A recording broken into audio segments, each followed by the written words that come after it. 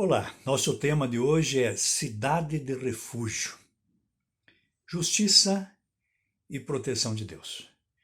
A base para a nossa meditação está no livro de Números, capítulo 35, e eu farei a leitura do versículo 9 até o 15, na versão bíblica chamada Almeida, século 21. O texto diz assim: O Senhor disse ainda a Moisés: Fala aos israelitas. Quando atravessardes o Jordão para a terra de Canaã, escolhereis cidades que vos sirvam de cidades de refúgio, para que ali se refugie o homicida que houver matado alguém involuntariamente. E essas cidades serão vosso refúgio contra o vingador, para que o homicida não morra antes de ser apresentado diante da comunidade para ser julgado. Deveis dar 6 cidades para serem vossas cidades de refúgio. Dareis 3 cidades deste lado do Jordão e 3 na terra de Canaã. Serão cidades de refúgio. As 6 cidades serão refúgio para os israelitas e para o estrangeiro e o peregrino no meio deles, para que se refugie ali todo aquele que houver matado alguém involuntariamente.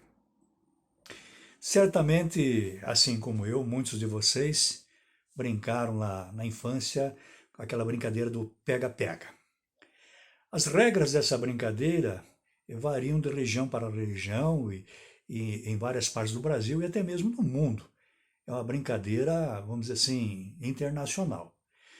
Mas uma regra que era praticada aqui na minha cidade, digo assim, minha cidade que eu nasci, Curitiba, na minha época de infância, eu achava muito interessante que era a seguinte: a criança que conseguia entrar na região do pique, que era um local determinado previamente, ela estava salva. Então ela não poderia ser pega mais. Ali ninguém podia tocar nela, ali ela estava a salvo. E essa brincadeira me lembra das cidades de refúgio que são mencionadas na Bíblia.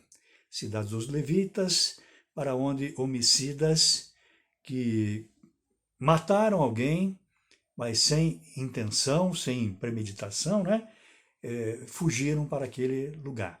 Com a diferença que, ao contrário da brincadeira, que eu acabei de citar, isso aqui era algo muito, mas muito sério.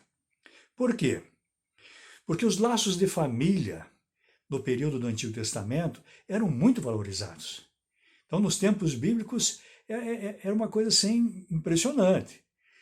Por exemplo, se alguém estava em dificuldade financeira, ele estava com dívidas que ele não tinha como pagar, um parente dele, chamado aí o nome técnico em hebraico, o Goel, é o parente mais próximo, ele era moralmente obrigado a ajudar o seu parente. Ele também, esse Goel seria chamado então de resgatador. Isso era uma das funções do Goel, do parente próximo. E essa solidariedade também se manifestava quando alguém era morto por outra pessoa. E aqui é que está em foco nesta passagem. O parente mais próximo, chamado Goel, então neste caso aqui, bem específico, ele é identificado com o vingador do sangue. Ele, como parente próximo, como Goel, como resgatador, ele sentia-se obrigado a vingar a morte do seu parente. Como faria isso? Eliminando aquele que o havia matado. E faria todo o possível para conseguir realmente realizar este feito. Alguém matou o meu parente e eu tenho a obrigação moral e familiar de realmente eliminar esta pessoa. Bom, mas acontece o seguinte: poderiam haver casos em que a pessoa que matasse a outra fizesse isso acidentalmente, sem premeditação. E foi por isso, então, que Deus providenciou as cidades de refúgio em Israel, para que de maneira nenhuma o inocente fosse morto. O homicida, então, que matou alguém sem premeditar, foi acidental. Ele fugia para esta cidade, chamada Cidade de Refúgio, e lá ele estava seguro. E lá ele poderia, então, aguardar um julgamento justo sem se tornar vítima do vingador do sangue. Se ele fosse condenado, era outra história. A pena para o assassino no Antigo Testamento é muito clara, era pena de morte. Mas Deus não queria de maneira nenhuma que um inocente pagasse por um assassinato, né, que aconteceu aí, mas de forma involuntária.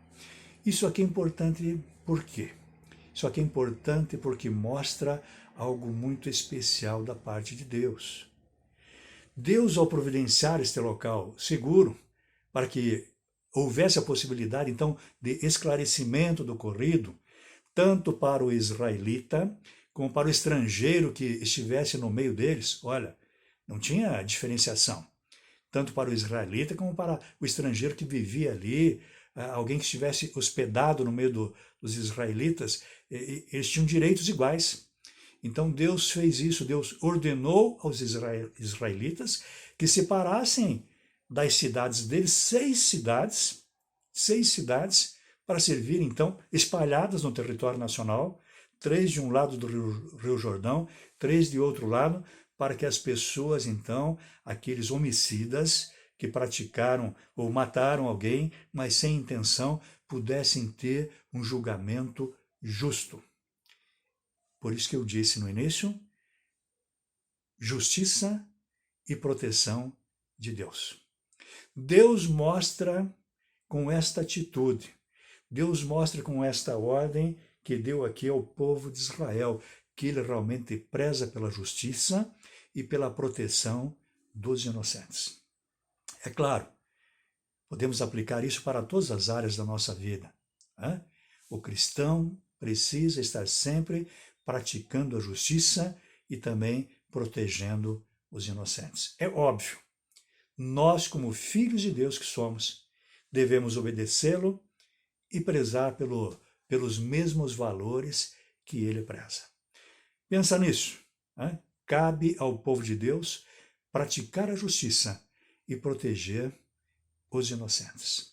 Fique na graça e na paz do Senhor.